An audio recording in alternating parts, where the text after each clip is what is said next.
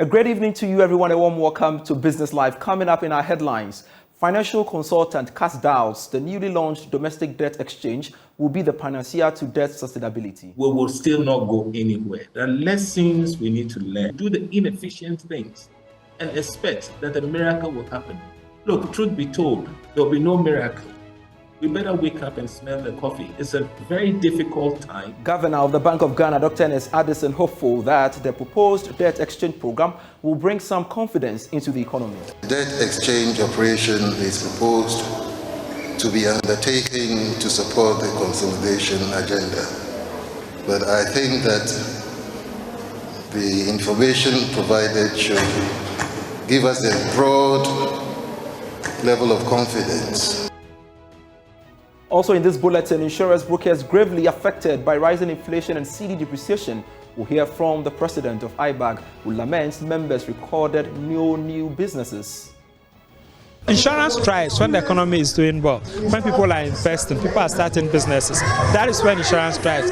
As it is this year, we have not seen that. Everything so far as insurance is just renewals. We haven't seen any new business at all. We have details of these and many others lined up for you. Please stay on.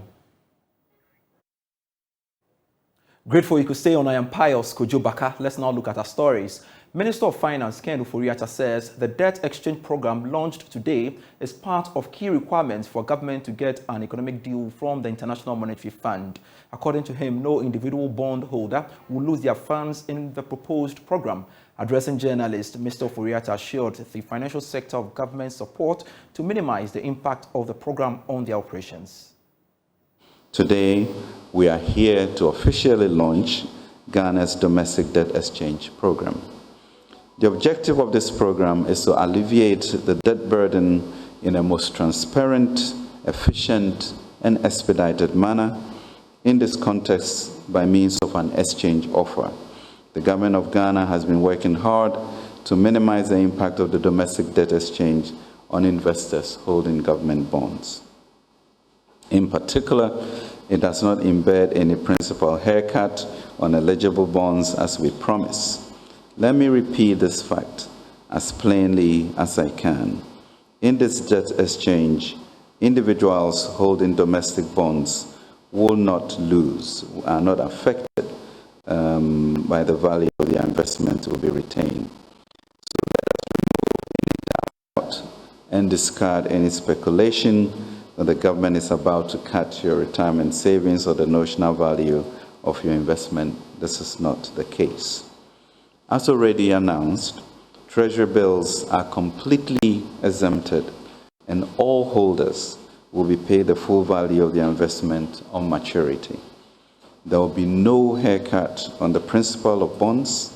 Individuals who hold bonds would also not be affected at all. For emphasis, this domestic debt exchange program will not affect individual bondholders. This domestic debt exchange is part of a more comprehensive agenda to restore debt and financial sustainability. We are also working towards a restructuring of our external indebtedness, which we will announce in due course. This is a key requirement to allow Ghana's economy to recover as fast as possible from this crisis. This is also a key requirement to secure an IMF support. We are confident that of the measures we are putting in place, including those outlined in the 2023 budget statement and underpinned by a successful IMF program, Ghana will witness a stable and thriving economy from 2023. We accordingly anticipate that inflation will be returned to single digits, ensuring that real return on these new bonds will be protected.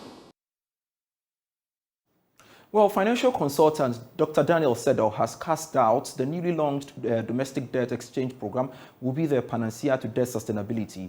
He believes unless a broader stakeholder engagement is held on the situation, the domestic debt exchange will mean nothing. He spoke earlier on the marketplace. Now, what we are talking about now is, okay, debt sustainability. The challenge will still be there. So you ask yourself, what is it that we are really doing? Again, it's not about taxing people heavily, but that is what we seem to be doing. Because everybody is down, everybody is stressed. Richmond talk about transparency. It's still a major issue. So even if I make the maximum contribution and I don't see that transparency, and we still have challenges with issues of corruption, we will still not go anywhere. There are lessons we need to learn. Do the inefficient things and expect that a miracle will happen. Look, truth be told, there will be no miracle. We better wake up and smell the coffee. It's a very difficult time. Yes, we need to make a hard decision, but we need to build a consensus that those who can support can support. What we have done, literally, we've collapsed the financial services sector and will take many years to rebuild. The confidence level is gone. Instead of people taking monies to the bank, they won't. And if people do not take monies to the bank, there is no financial services sector. You will soon see the cost of funds will be going up. And cost of funds goes up, lending rates will go up.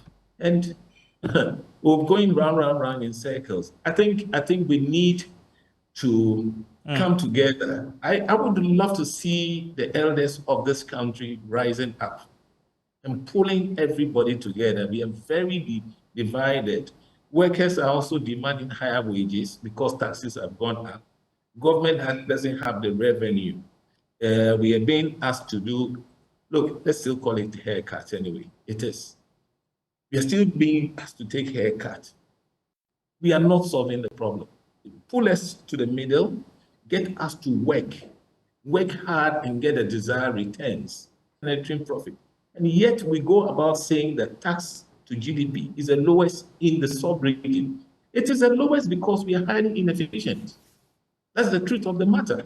And we need to address these issues to get out of the difficulty we find ourselves in. Meanwhile, banking consultant Nana Richmond Etuahine is urging government to be transparent on the true state of the economy and refrain from imposing its decision on citizens. If you look at the scheme of affairs, everybody talks about there is no haircut. If you reduce the coupon rate from 15 to 0, have you done?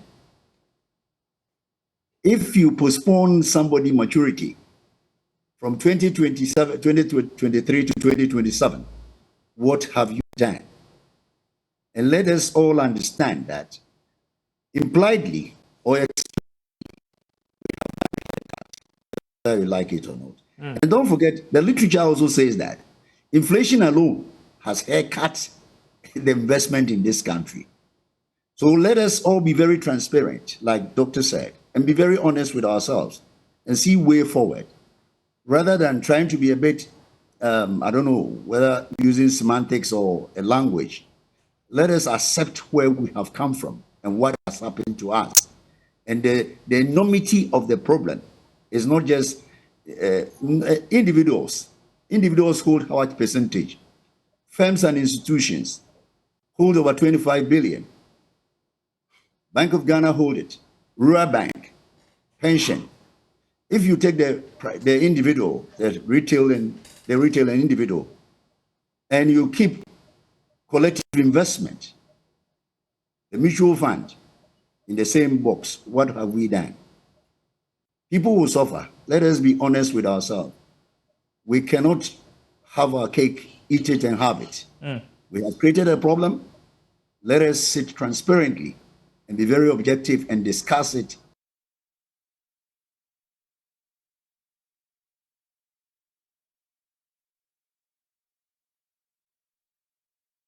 A while longer on the domestic exchange program, Governor of the Bank of Ghana, Dr. Ernest Addison, has expressed hope that the proposed debt exchange program will bring some confidence into the economy. According to him, the economic challenges which have affected many banks have led to high costs of borrowing and doing business. The governor was speaking at the annual Bankers Dinner in Accra, which is part of the Bankers Week celebration by the Chartered Institute of Bankers Ghana. The annual event gives bankers the platform to engage and take stock of happenings in the industry for the year and forge ahead. As the guest of honor, Governor of the Central Bank, Dr. Ernest Addison, hinted that the banking sector lost some reserves as a result of pressures on the local currency, hence the decision to introduce the domestic gold buying policy. He therefore assured the banks that the proposed debt exchange program by government is an important move, will boost confidence in the economy and help strengthen the banking sector in the midst of the economic challenges. Guarantee debt sustainability over the medium term, a debt exchange operation is proposed to be undertaken to support the consolidation agenda. But I think that the information provided should give us a broad level of confidence that the fiscal measures as well as the debt operations should help us foster confidence, improve our debt metrics, and complement what we have been doing on the monetary policy side to bring down the pressures in the pricing levels. President of the Institute, Benjamin Amenume, expressed worry over the cost of doing business and hinted that members are adopting new measures to overcome the challenge. Mr. Governor, this year has been turbulent for our country, stemming from the global pandemic, geopolitical, supply chain, and economic disruptions. We dearly acknowledge the policy measures taken by the central bank within this tough period in response to the challenges our country is grappling with. The Chartered Institute of Bankers Ghana will be launching a book to capture happenings in the industry for the past 60 years since its establishment. Let's bring in economist and lecturer at the University of Ghana Business School, Dr. Patrick Esuming, to discuss the investment terrain on this matter. Grateful, Dr. Esuming, you could join us. Now, I'm pretty sure you've been monitoring developments on the capital market. Why all of a sudden there is a growth in treasury bill sales? And we do know that government treasury bill sales grew by some 49.3% week on week as it got 2.76 billion cedis during last auction Thursday, December 2, 2022. What could be that trigger?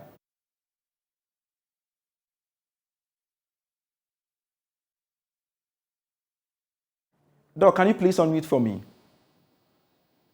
Can you hear me? Yes, much better now. Okay.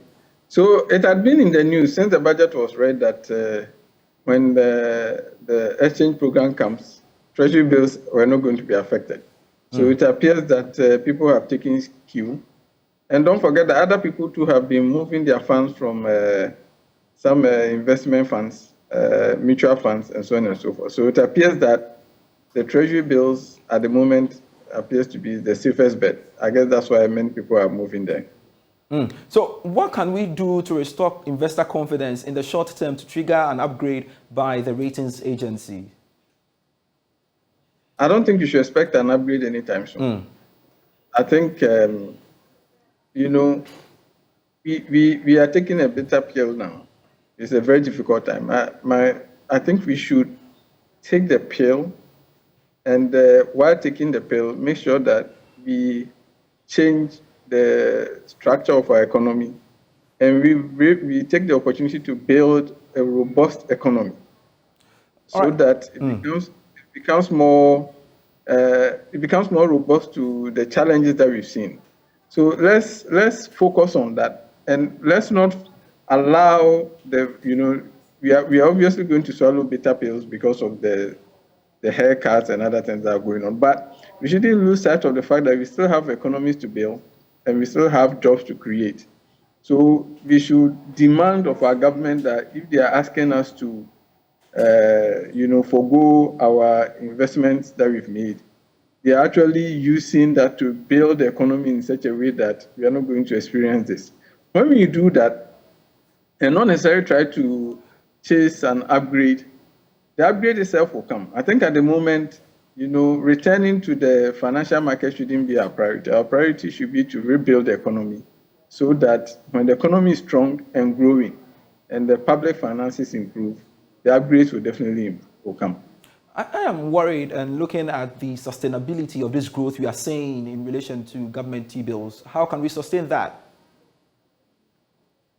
I don't know even if that we want to sustain that at the moment. I think, you know, so on one hand, the fact that people are flocking to treasury bills, you should also see it as a symptom of a problem, because it means that people perceive that there aren't a lot of viable alternatives apart from lending money to the government. Meanwhile, we really want people to lend to the private sector so that they will foster economic growth. So I'm not sure that our interest should be to sustain the interest in the treasury bills at the moment. We should rather seek to build the economy and make sure that the cost of doing business is low, so that people see treasury bill only as one of the alternatives that are available and not focus too much on that. All right, so Dr. Patrick Esumin, we will have to leave the conversation here. We'll certainly continue subsequently in other news bulletins. Grateful you could join us here on Business Live. You're still watching Business Live with me, Pius Kojo Baka. We're taking a short break. When we return, we've got more for you. Please stay.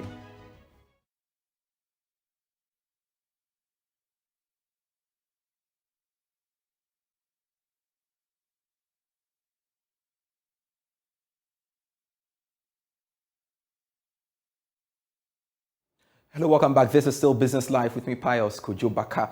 Now, the current high inflation rate has had a toll on the insurance sector.